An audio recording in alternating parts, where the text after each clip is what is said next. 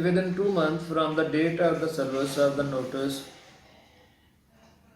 the tenant does not institute a suit to contest his liability to be ejected, a revenue officers on the application of the landlord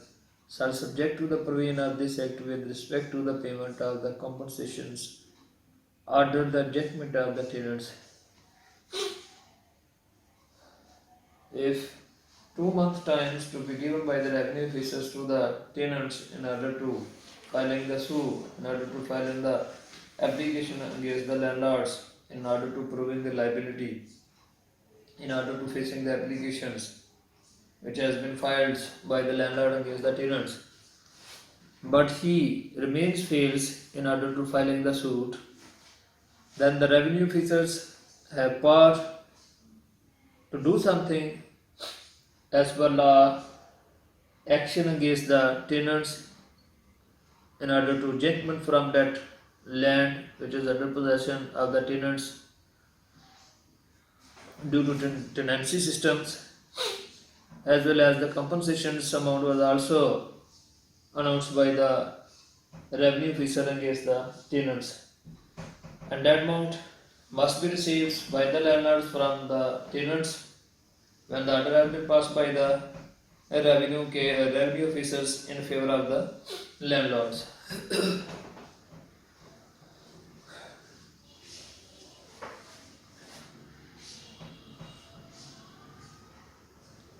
Provided that the revenue officer shall not make order until he is satisfied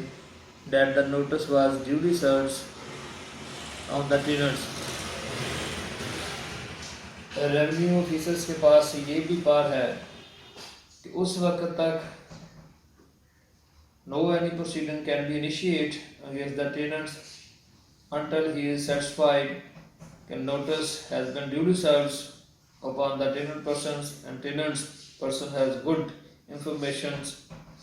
through agent pertaining to that notice which has been issued by the landlords to the tenants pertaining to that application which has been filed by the landlords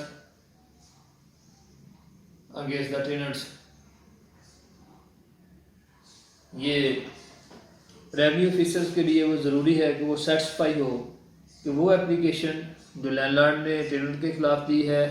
उसके पास वो proceed to है, उसके पास पड़ी हुई है, और उस application की बाबत रेवेन्यू ऑफिसर ये सेटिस्फाई हो कि इस एप्लीकेशन की इंफॉर्मेशन टेनेंट को जाके उसके किसी मुलाजम ने या किसी और तरीके के साथ बदरिया रजिस्टर पोर्ट उसको मिल गई है। अगर वो समझता है कि इसकी इंफॉर्मेशन टेनेंट्स को चली गई है और इंफॉर्मेशन के बावजूद टेनेंट जो है ना वो फेल है और इग्नोरेंट है, जानबूझकर कोर्ट में पेश नहीं हो रहा, इस एप्लीकेशन को फेस नहीं कर रहा, it means he is not ready to pay that arrears of rent to the landlord and he is very ignorant in order to pay the responsibility, then the revenue officer has power to do something as per law against that tenants. Subsection 6 है 45 का, if within those 2 months the tenants institute a suit to contest his liability, यहाँ पे ये बात ज़ाहिर हो रही है कि अगर उस पीरियड्स के अंदर टेनेंट जो है ना वो सूट फाइल करता है, कंटेस्ट करता है अपनी लाइबिलिटी को, इसका मतलब यही है कि वो जब सूट फाइल करता है तो वो ये साबित करना चाहता है कि मुझे उस टेनेंसी से क्यों निकाला जा रहा है, कौन सी ऐसी मेरी नेग्लिजेंस है, कौन से मेरी ऐसे बकाया जात हैं। मालिक कहता है कि ये बकाया जाता है, अगर टेनेंट्स मजारा कहता है कि मेरे बकाया जात नहीं है, तो तब उसने ये सूट फाइल किया है अपनी रिस्पॉन्सिबिलिटी को जो है ना, लाइबिलिटी को जो है ना वो प्रूव करने के हवाले से। तो जब तक उस सूट का फाइल, जब तक उस सूट का डिसीजन नहीं हो जाता, कोई ऐसा decision not to be announced by the competent court in that suit जो which has been filed by the tenants, no order specifically for the ejectment of the tenants has been passed by the revenue officers.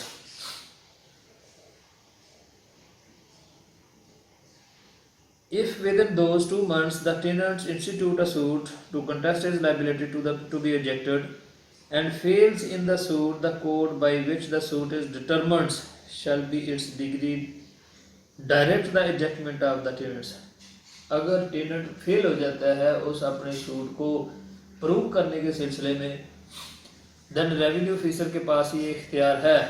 कि वो court degree करे उस tenant के खिलाफ और उसको उस अराजी से बेदखल करने का हुक्म फरमाए। 46. Part to make rules. The Board of Revenue may make rules prescribing the form and language of applications and notice under the two last foregoing sections. Revenue board के पास ये इख्तियार है कि वो किस टाइप की एप्लीकेशन के अंदर लैंग्वेज को यूज़ किया जाएगा और नोटिस किस तरीके किस मैनर का होगा। The manner in which those applications and notice are to be signed and attested. ये भी ज़रूरी है कि वो एप्लीकेशन जो रेवेन्यू ऑफिसर वसूल पाएगा उसके ऊपर रेवेन्यू ऑफिसर्स और उस एप्लीकेंट के सिग्नेचर होने ज़रूरी है, अटेस्टेड उसको भी करना ज़रूरी है, नोटिस को भी अटेस्टेड बजरिए रेवेन्यू ऑफिसर किया जाना ज़रूरी है। अगर कोई नोटिस इशू होता है उसके ऊपर कोई स्टैंप नहीं होती, उसके ऊपर कोई सिग्नेचर किसी कंपनी अथॉरिटी या रेवेन्यू ऑफिसर के नहीं होते, तो यही समझा जाएगा कि ये नोटिस उस कंपीटेंट कोर्ट की जानब से टेनेंट के खिलाफ इशू नहीं हुआ। It is very good planning of the landlords कि अगर बगैर साइन के वो नोटिस इशू करवाता है तो मालाफाइडी है ये लैंडलॉर्ड की टेनेंट के खिलाफ। टाइम फॉर रिजेक्टमेंट 47 क्या कहता है ऑफ टेनेंसी एक्ट का कि a decree or order for the ejectment of the tenant shall not be executed at any other times than between the first day of May। कि जो एजेक्टमेंट की जाएगी टेनेंट्स की उस ऑर्डर के अंदर टाइम भी मेंशन किया जाएगा जो कि रेवेन्यू ऑफिसर करेगा। और क्या उसमें टाइम मेंशन होगा, a decree or order for the ejectment of a tenant shall not be executed at any time। से वो जो डिग्री और आर्डर जो पास किया जाएगा कंपिटेंट कोर्ट की जानब से उसकी एग्जीक्यूशन किसी भी वक्त जो है ना वो की जाएगी, मगर जब उसके इजेक्टमेंट के हवाले से बात होगी तो वो टाइम जो उस डिग्री और आर्डर के अंदर मेंशन होगा उस टाइम पे उसको इजेक्ट किया जाएगा। वो टाइम क्या है वो फर्स्ट डे ऑफ मई है, मई का पहला दिन जो है, and the 15th day of the June, पहले दिन से लेके मई के पहले दिन से लेके जून के 15 दिन तक वो डेज इंक्लूसिव किसी मज़ारे को बेदखल किया जा सकता है unless the court making the decree और where the order is made under section 44 to officer making the order otherwise direct. इसके अलावा अगर कोई ऐसा ऑर्डर है तो वो कोई और एग्जीक्यूशन के हवाले से किसी और डेट पे उसको जो है बेदखल किया जाएगा, मगर कोई स्पेसिफिकली अगर कोई ऑर्डर हो, स्पेसिफिकली कोई ऐसी एजेक्टमेंट के हवाले से डिग्री और ऑर्डर हो तो उसमें वो जो as per law as per provision of this tenancy act 1 मई से लेकर 15 जून तक उसको बेदखल किया जा सकता है। Relief against forfeit if in a suit for the ejectment of a tenants on either of the grounds mentioned in clause E and H of section 39 जो आपने पहले पढ़ी है उनके अलावा कोई ऐसी ग्राउंड जो है ना टेनेंट लैंडलॉर्ड ने ली हो टेनेंट के खिलाफ इसको इजेक्ट करने के हवाले से of section 40 it appears to the court that the injury caused by the act or omission on which the suit is based is capable of being remedied or that an award of the compensation will be sufficient to satisfy to the landlord. Therefore, the court may, instead of making a decree for the ejectment of the tenants, order him to remedy the injury within a period to the fixed in the order, or order him to pay into court within such a period such compensation as the court thinks fit। उन grounds के अलावा वो और ऐसी ground ली जाती है मज़ारिक को reject करने के हवाले से। तो जितना पीरियड और जो लैंडलॉर्ड है वो प्रूव कर देता है उस ग्राउंड को, जितना पीरियड प्रोसीजर के हवाले से लगेगा उस पीरियड की जो रेंट बनेगा वो भी लैंडलॉर्ड को टेनेंट देगा, और कॉम्पनसेशन जो उसके अंदर मेंशन किया जाएगा एज ए वार्ड उस डिक्री के अंदर वो भी टेनेंट उसको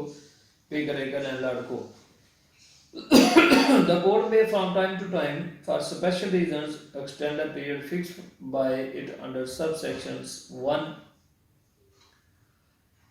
The case may be fixed by the court under this section. The injury is remedied or the compensation is paid. A decree for the judgment of the tenant shall not be made. Right of ejectment. Right of rejected tenant in respect of crops and land prepared for sowing. अब यहाँ पे जो tenant है जिसको वो eject करवाना चाहता है उसके भी कुछ राइट्स हैं क्रॉप फसलों के हवाले से, और वो ज़मीन जिसको प्लो किया गया है, तैयार किया गया है फॉर सीडिंग के लिए।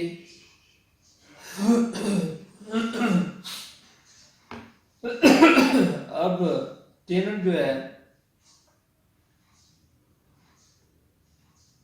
केस के दौरान, अब उसकी फसल अभी पक्की नहीं मगर उसने उसको बो दिया है,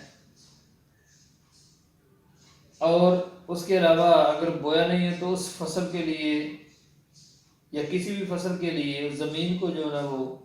तैयार कर दिया गया है, अभी केस पेंडिंग पड़ा हुआ है। कल को अगर उसके खिलाफ केस हो जाता है टेनेंट्स के, तो वो जो उसके ऊपर उसके अखराजात कॉम्पन्स आए हुए हैं, कितने एक्सपेंसेस आ गए हैं उसको प्रिपेयर करने, राजी को प्रिपेयर करने के हवाले से, या उसके ऊपर वो भी लैंडलॉर्ड को पे करने पड़ेंगे, या वो फसल उसके ऊपर है जब तक वो फसल पक नहीं जाती, उसको कट नहीं किया जाता, उसको गैथर नहीं किया जाता, उस वक्त तक लैंडलॉर्ड उसको इजेक्ट वहां से नहीं कर सकता।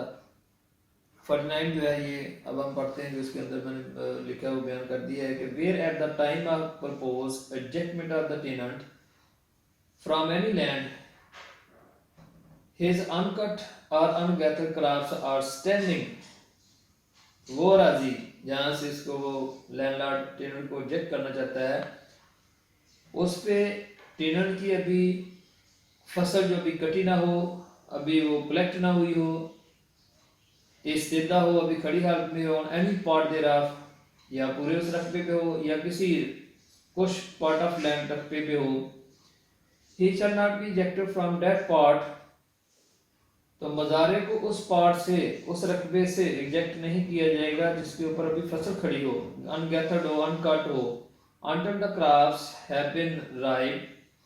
and he has been allowed a reasonable time to harvest them, जब तक वो फसल पक नहीं जाती, और reasonable time not to be given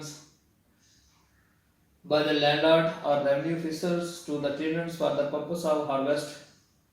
to that crops। Meaning thereby कि जब तक उस फसल को काट नहीं लिया जाता, जब तक वो फसल पक नहीं जाती जिसको बोया हुआ है टेनेंट ने, उस वक्त तक टेनेंट को उस लैंड से इजेक्ट नहीं किया जा सकता। द कोर्ट और रेवेन्यू ऑफिसर डिक्रीइंग और ordering the ejectment of the tenants may on the application of the landlord determine any dispute arising in consequences of the provisions of subsection 1 between the landlord and the tenant, or between the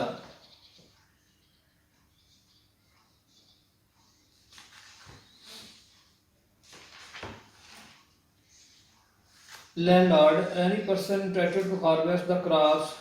of the tenants and be in its or his discretions। The court of revenue officers जो order pass करती है या decree करती है ejectment का, tenant का, क्या उसके पास इख्तियार है कि on the application of the landlord determine any dispute,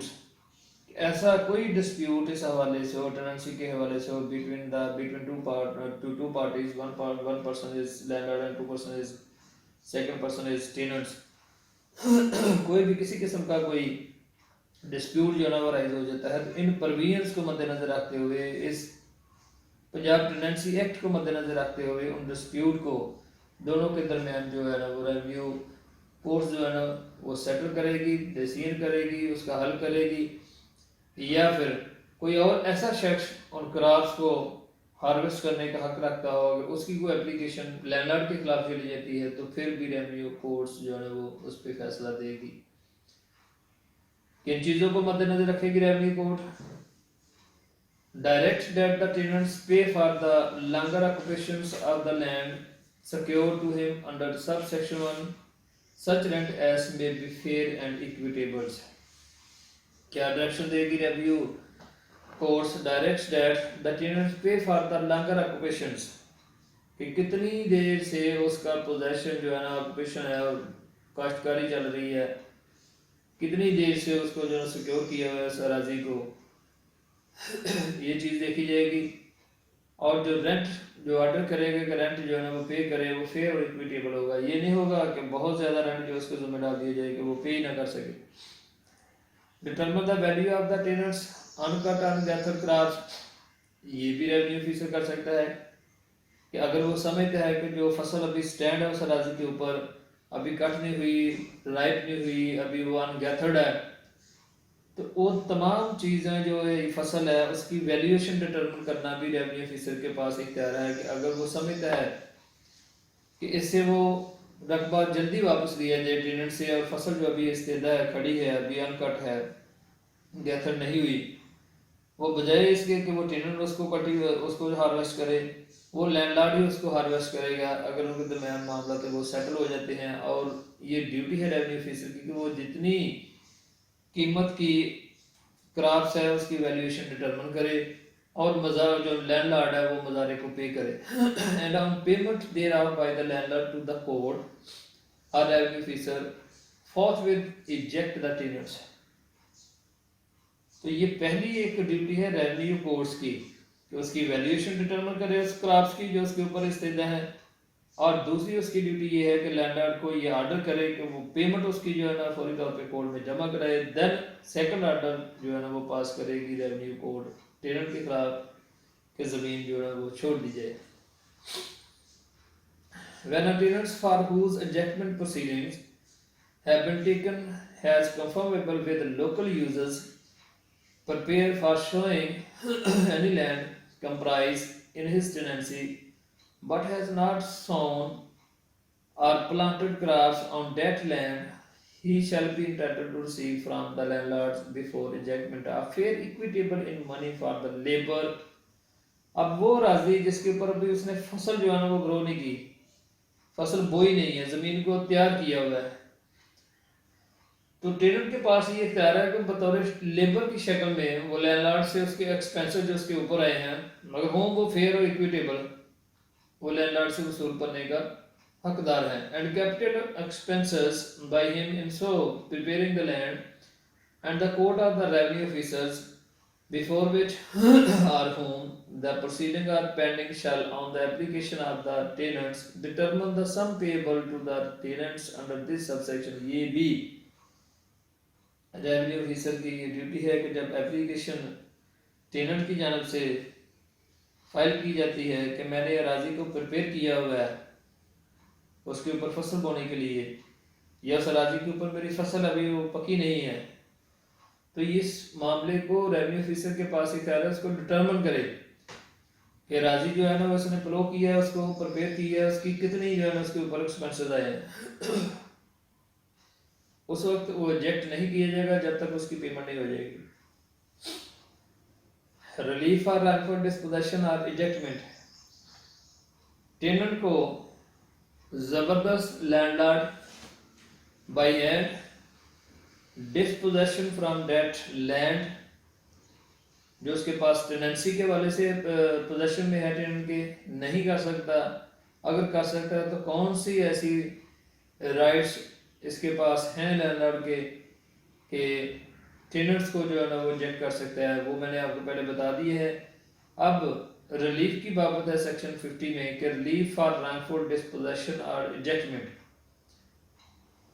कि रैंकफुल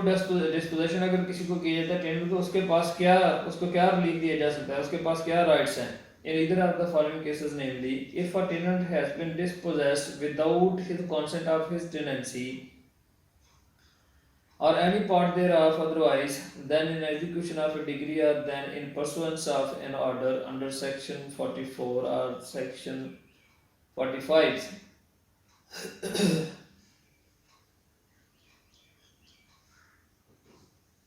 If a tenant who not having instituted a suit under section 45 has been ejected from his tenancy or any part thereof in pursuance of a order under section under that section denies his liability to be ejected, the tenants, ये ऊपर दो बातें उन्होंने बयान की हैं कि अगर उसको उसकी मर्जी के बगैर उसको जो ना उससे टेनेंसी से उसकी राजी से उसको बेदखल किया जाता है, ये उसको बताया नहीं जाता, सूट फाइल कर दिया जाता है और उसके खिलाफ एक्सपर्ट प्रोसीडिंग जो है ना वो करके उसको वहाँ से निकाल दिया जाता है, तो टेनेंट के पास क्या राइट है, क्या वो रिलीफ चाहता है? The tenants may within 1 year from the date of his dispossessions. Time has been mentioned in these two lines. The tenants may within 1 year from the date of his dispossessions or ejectment institute a suit for recovery of possession or occupancy. ये right है इसके पास कि उस जब ये order उसको dispossess किया जाता है उस टाइम से लेके 1 साल के अंदर अंदर जो टेनेंट है वो सूट फाइल कर सकता है रिकवरी ऑफ पोजेशन की कि मेरा रकबा मुझे कब्जा मेरा वापस दिया जाए, या ऑक्यूपेंसी का कि मेरे पास ऑक्यूपेंसी राइट है सेक्शन 5 के तहत वो मेरे राइट मुझे वापस दिए जाए, और फॉर कंपनसेशन और फॉर बोथ, या फिर वो मुआवजा दिया जाए जो मैंने इस ज़मीन के ऊपर एक्सपेंसेस भी गिरफ्त किए हुए हैं, या फिर दोनों राइट्स मुझे वापस लौटाए जाए। एक क्या है पोजेशन का और दूसरा ऑक्यूपेंसी का। सेक्शन 50 ये है, ये बहुत अहम बात है कि जब इस तरह का मैटर दोनों के दरमियान पैदा हो तो सिविल सूट के खिलाफ एक दूसरे के नहीं करना, सिविल कोर्ट में नहीं जाना, वो बार है सिविल सूट फाइल करना। A bar to civil suits, no person whose ejectment has been ordered by a revenue courts under section 45, subsection 6, or whose suit has been dismissed under section 50 may institute a suit in a civil court to contest. No person whose ejectment has been made, कोई ऐसा शख्स जिसकी ejectment हो गई हो, कोई ऐसा मज़ारा जिसको eject किया गया हो through court, through order by the revenue officers, और whose suit has been dismissed, या मज़ारे ने को सूट फाइल किया हो और वो डिसमिस हो गया हो,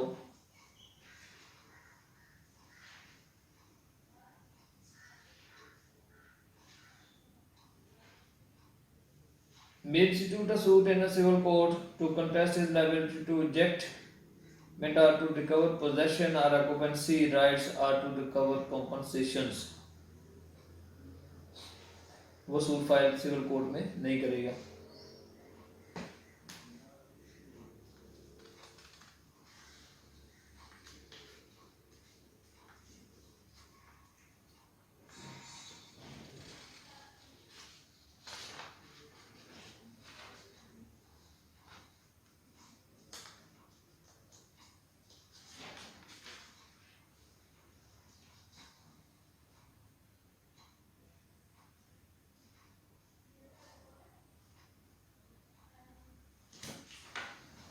(52A) alienation and succession to right of occupancy। Section 5 के तहत जो राइट्स होते हैं राइट ऑफ ऑक्यूपेंसी के, ये कैसा राइट है कि नस्ल दर नस्ल चलता आ रहा है, तो क्या वो राइट्स एलिनेट किए जा सकते हैं या नहीं किए जा सकते, या सक्सेशन राइट का को बन सकता है कि नहीं बन सकता। 52A जो है provision of chapter so and so, the provision of this chapter shall not apply to the muqarridars. Collateral tracing is descent from persons who had one time occupied the land of the tenancy A mortgage by a muqarridar is not extinguished on the death of the mortgagor without legal heirs. The proprietors, by virtue of reversion, becomes the owner of the land in whose the equity of the redemption on vests. Private transfer of right of occupancy under Section 5 by tenants. A tenant having a right of occupancy under Section 5 may transfer that right by sale, gift, or mortgage, subject to the condition mentioned in these sections. Section 43 जो है ना वो बताता है, और section 5 में भी ये ज़ाहिर हो गया हुआ है कि वो टेनेंट जो सेक्शन 5 के तहत राइट रखता है, राइट ऑफ ऑक्यूपेंसी के, वो अपने इस राइट को, राइट ऑफ ऑक्यूपेंसी को सेल भी कर सकता है, गिफ्ट भी कर सकता है, मॉर्गेज भी कर सकता है, और कंडीशन के साथ वो कर सकता है। ये नहीं है कि वो राजी जिसके ऊपर उसके राइट है उसको सेल कर सकता है, या उस राजी को गिफ्ट कर सकता है, या उस राजी को एलिनेट कर सकता है। उस राजी से मुतल्लिका सेक्शन 5 के तहत जो उसके राइट ऑफ ऑक्यूपेंसी है उनको गिफ्ट भी कर, उन राइट्स को आगे जो है ना वो गिफ्ट भी कर सकता है, उन राइट्स को सेल भी कर सकता है, उन राइट्स को एलिनेट भी कर सकता है। जिन लोगों को वो राइट्स आगे एलिनेट करेगा, सेल करेगा, गिफ्ट करेगा, सेम उसी तरह के वो राइट यूज करेंगे, ना कि उस प्रॉपर्टी को आगे जो है ना वो सेल करेंगे।